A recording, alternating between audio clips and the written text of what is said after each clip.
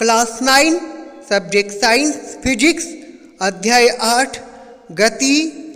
यह वीडियो का 10वां भाग है और मैं विकास कुमार रंजन, सहायक शिक्षक बंगला कन्या मध्य विद्यालय साड़म गोमिया।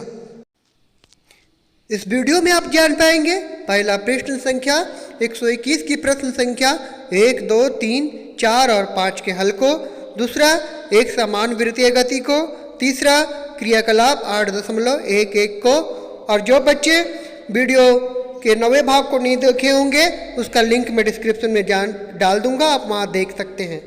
और हम पढ़ रहे हैं एनसीईआरटी की किताब अध्याय 8 गति मोशन। और आइए हम पाठ के आगे के भाग को देखते हैं। प्रश्न 1, कोई बस विरामावस्था से चलना प्रारंभ करती है तथा 2 मिनट तक 0.1 मीटर प्रति सेकेंड के स्क्वायर के एक समान त्वरण से चलती है। परिकलन कीजिए। ए, प्राप्त की गई चाल तथा बी, तय की गई दूरी। तो आइए हम प्रश्न से जो दिया हुआ है उसे हम लिखने की कोशिश करते हैं। तो उत्तर 1, सबसे पहले यहाँ जो प्रारंभिक वेग u है वो 0 मीटर प्रति सेकेंड है और माना अंतिम वेग भी मीटर प्रति सेकेंड और लिया गया समय है 2 मिनट। इसको सेकेंड में बदलेंगे तो 2 गुना 60 बराबर 120 सेकेंड और त्वरण दिया हुआ 0.1 मीटर प्रति सेकेंड। ए, गति के पहले समीकरण से b बराबर u प्लस at, u की जगह में बैठाएंगे 0 प्लस a की जगह पर 0.1 और t की जगह पर 120। अब इसको हम लोग हल करेंगे तो आएगा 12 मीटर प्रति सेकेंड। अतः प्राप्त की गई चाल 12 मीटर प्रति सेकेंड है। गति के दूसरे समीकरण से तय की गई दूरी बराबर s बराबर ut plus half at square. s और u 0 और टाइम 120 प्लस हाफ और त्वरण है 0.1 गुना 120 पर स्क्वायर। तो हल करेंगे तो s बराबर 720 मीटर आएगा। अतः हम लिख सकते हैं कि तय की गई दूरी 720 मीटर है। दूसरा प्रश्न, कोई रेलगाड़ी 90 किलोमीटर प्रति घंटा के चाल से चल रही है। ब्रेक लगाए जाने पर वह -0.5 मीटर प्रति सेकेंड स्क्वायर का एक समान त्वरण उत्पन्न करती है। रेलगाड़ी विरामावस्था में आने से पहले कितनी दूरी तय करेगी? तो इसको हम ऐसे बनाएंगे। उत्तर 2, प्रारंभिक वेग u बराबर 90 किलोमीटर प्रति आवर। इसको हम लोग मीटर प्रति सेकेंड में बदलेंगे तो 1000 से गुना करेंगे तो 90,000 और समय होगा 60 गुना 60 तो 3600 और इसको भागा देंगे तो 25 मीटर प्रति सेकेंड आएगा। प्रारंभिक वेग कितना आया? 25 मीटर प्रति सेकेंड। अंतिम वेग v बराबर 0 मीटर प्रति सेकेंड और त्वरण दिया हुआ a बराबर -0.5 मीटर प्रति सेकेंड स्क्वायर। गति के तीसरे समीकरण से v स्क्वायर बराबर u स्क्वायर प्लस 2as। तो v हमारा 0 है तो 0 का स्क्वायर करेंगे और यहाँ पर u का 25 का स्क्वायर और 2 गुना a बराबर 0.5 गुना s। तो हम हल करेंगे तो s बराबर आएगा 625 मीटर। अतः रेलगाड़ी विरामावस्था में आने से पहले 625 मीटर की दूरी तय करेगी। प्रश्न 3, एक ट्रॉली एक आनत तल पर 2 मीटर प्रति सेकेंड के त्वरण से नीचे आ रही है। गति प्रारंभ करने के 3 सेकेंड के पश्चात उसका वेग क्या होगा? तो आइए इसको हम बनाते हैं। हम लिखेंगे प्रारंभिक वेग u बराबर 0 मीटर प्रति सेकेंड माना अंतिम वेग v बराबर v मीटर प्रति सेकेंड। लिया गया समय t बराबर 3 सेकेंड, त्वरण 2 मीटर प्रति सेकेंड स्क्वायर। गति के पहले समीकरण से v बराबर u प्लस at, तो v बराबर 0 बैठाएंगे और 82 × 3 = 6 मीटर प्रति सेकेंड। हमें मिला v बराबर 6 मीटर प्रति सेकेंड। मतलब जो अंतिम वेग है 6 मीटर प्रति सेकेंड है। अतः गति प्रारंभ करने के 3 सेकेंड के पश्चात उसका वेग 6 मीटर प्रति सेकेंड होगा। चौथा प्रश्न, एक रेसिंग कार का एक समान त्वरण 4 मीटर प्रति सेकेंड स्क्वायर है। गति प्रारंभ करने के 10 सेकेंड के पश्चात वह कितना दूरी तय करेगी? हम लिखेंगे उत्तर 4, प्रारंभिक वेग u बराबर 0 मीटर प्रति सेकेंड, लिया गया समय t बराबर 10 सेकेंड और त्वरण है 4 मीटर प्रति सेकेंड स्क्वायर। गति के दूसरे समीकरण से तय की गई दूरी बराबर होता है s बराबर ut plus half A T square.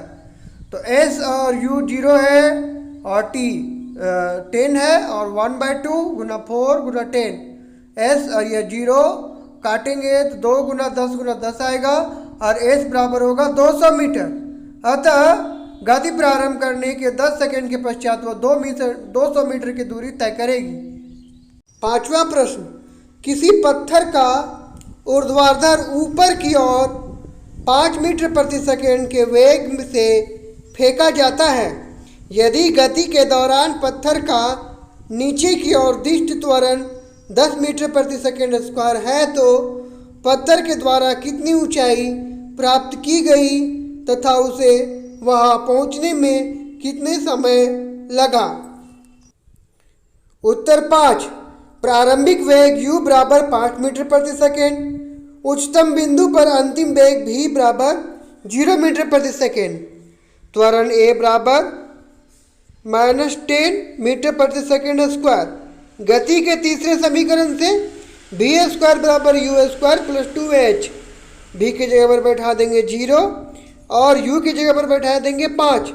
5 का स्क्वायर गुना 5 का स्क्वायर प्लस 2 गुना 10, 2 गुना 10 पर पावर -10 गुना h, और यहाँ 0 स्क्वायर होगा, 5 को 2 बार गुना करेंगे तो 25 होगा और यहाँ प्लस माइनस माइनस हो जाएगा और 20h और ये माइनस माइनस कट जाएगा तो 25 और इधर हो जाएगा 20h।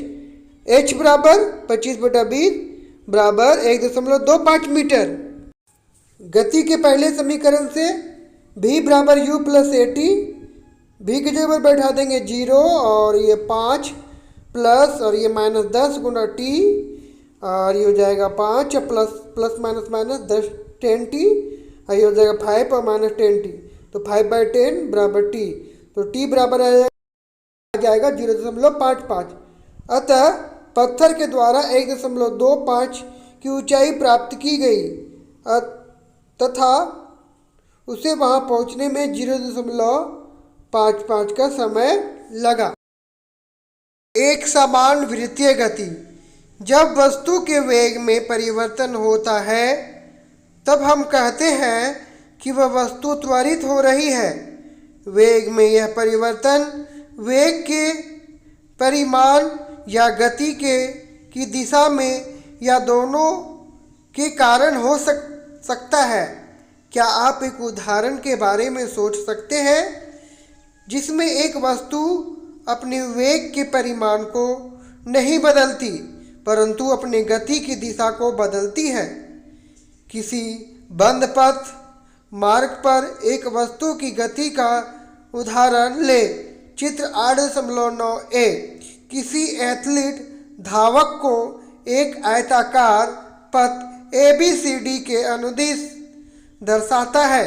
माना एथलीट पथ के सीधे भागों AB, BC, CD और DA पर एक समान चाल से दौड़ता है। अपने आप को पथ पर बनाए रखने के लिए कोनों पर वह शीघ्रता से अपनी चाल बदलता है। एक चक्कर पूरा करने के लिए उसे कितनी बार अपनी गति की दिशा बदलनी पड़ेगी? यह स्पष्ट है कि आयताकार पथ पर एक चक्कर लगाने के दौरान उसने 4 बार अपनी गति की दिशा को बदला होगा। ए आयताकार पथ, बी षटकोणीय पथ, सी अष्टकोणीय पथ, डी वृत्तीय पथ। एक एथलीट धावक की विभिन्न आकृतियों की बंद पथ पर गति। अब मान लें कि एथलीट आयताकार पथ के स्थान पर षटकोणीय पथ A B C D E F के अनुदिश दौड़ रहा है, जैसा कि चित्र 8.9 में प्रदर्शित है। इस स्थिति में एथलीट को एक चक्कर पूरा करने में 6 बार अपनी दिशा बदलना होगा। यदि पथ षटभुजाकार न होकर सम अष्टभुजाकार पथ A B C D E F G H हो तो क्या होगा? यह देखा गया है कि पथ की भुजाओं की संख्या में वृद्धि के साथ ही एथलीट को अपने मुड़ने की संख्या में वृद्धि करनी पड़ती है। अगर हम अनिश्चित रूप से पथ की भुजाओं की संख्या बढ़ाएं तो उन भुजाओं का आकार कैसा होगा?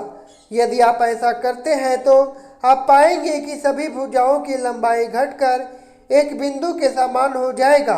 अब पथ का आकार लगभग वृत्त के समान हो जाता है। अगर एथलीट एक वृत्तीय पथ पर नियत परिमाण वाले वेग के साथ दौड़ता है तो उसके वेग में परिवर्तन केवल गति की दिशा में परिवर्तन के कारण होता है। इसलिए वृत्तीय पथ पर दौड़ता हुआ एक एथलीट त्वरित गति का एक उदाहरण है। हम जानते हैं कि त्रिज्या r वाले वृत्त की परिधि 2πr होती है। अगर एथलीट r त्रिज्या वाले वृत्तीय पथ का एक चक्कर लगाने में t सेकेंड का समय लेता है तो वेग v होगा v बराबर 2πr/t। जब एक वस्तु वृत्तीय रास्ते पर एक समान चाल से चलती है तब उसकी गति एक समान वृत्तीय गति कहा जाता है। क्रियाकलाप 8.11 एक धागे का टुकड़ा ले और उसके एक छोर पर एक छोटा सा पत्थर को बांध दे। धागे के दूसरी छोर को पकड़कर पत्थर की वृत्तीय पथ पर नियत चाल से घुमाएं, जैसा कि चित्र 8.10 में दिखाया गया है। पत्थर नियत परिमाण के वेग से वृत्तीय पथ को निर्दिष्ट करता है। अब पत्थर सहित धागे को छोड़ दे। क्या आप बता सकते हैं धागा छोड़ने के बाद पत्थर किस दिशा में जाएगा? इस क्रिया को बार बार दोहराएं और वृत्तीय पथ के अलग अलग जगहों से पत्थर को छोड़ें। हम देखें कि पत्थर के गति करने की दिशा समान है या नहीं। ध्यानपूर्वक देखने पर आप पाएंगे कि पत्थर वृत्तीय पथ के स्पर्श रेखीय सीधी रेखा के साथ गति करता है। ऐसा इसलिए क्योंकि जब पत्थर को छोड़ा जाता है तो वह उसी दिशा में गति जारी रखता है जिस दिशा में उस क्षण वह गति कर रहा है। इससे पता चलता है कि जब किसी पत्थर को वृत्तीय पथ पर घुमाया जाता है तो उसकी गति की दिशा प्रत्येक बिंदु पर परिवर्तित होती है। जब कोई एथलीट खेल प्रतियोगिता में एक चक्र, डिस्कस या गोले को फेंकता है तो वह उसे अपने हाथ में पकड़ता है तथा अपने शरीर को घुमाकर एक वृत्तीय गति प्रदान करता है। इच्छित दिशा में एक बार छूटने के बाद गोला का चक्र उसी दिशा में गति करता है जिस दिशा में वह छोड़ते समय गति कर रहा था। यह ठीक उसी प्रकार है जिस प्रकार उक्त क्रियाकलाप में पत्थर के लिए वर्णित है। वस्तुओं की एक समान वृत्तीय गति के बहुत से चिर परिचित उदाहरण हैं, जैसे चंद्रमा तथा पृथ्वी की गति, पृथ्वी की चारों ओर की वृत्तीय गति, कक्षा में घूर्णन करता हुआ एक उपग्रह, वृत्तीय पथ पर नियत चाल से चलता हुआ साइकिल सवार इत्यादि। तो बच्चों, इस वीडियो में इतना ही और आगे की वीडियो में हम पाठ के आगे भाग को देखेंगे। तब तक आप पढ़ते रहें, मेहनत करें। धन्यवाद।